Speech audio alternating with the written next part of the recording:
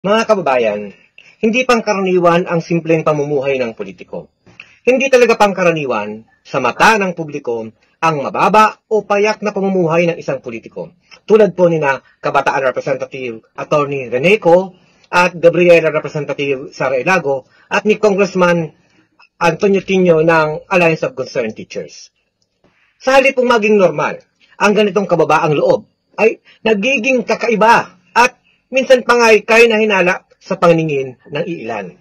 Ito'y dahil sa matagal na pong laging pananaw ng ating mga kababayan na kapag ikaw ay politiko, dapat magarbo, mayaman, at laging nakasuot ng may karangyaan. Ngunit, ang tunay pong kaya na hinala, mga kababayan, ay ang hindi pagiging simple, kundi ang mabilisang pagyaman, ang kaliwat kanang gastusan, at ang luho na hindi maipaliwanag sa kanilang sahod.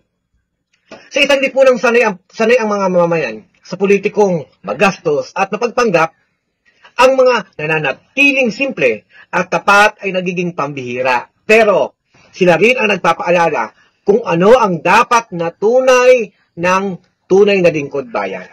Dahil ang tunay po lingkod bayan ay hindi nasusukat sa halaga ng ari-arian, sa dami ng kanyang pag-aari, ganda ng sasakyan, kundi sa paninindigang nakasandig sa pinagsasamantalahan at tumitindig para sa mga nasa laylayan at hindi po napapakinggan.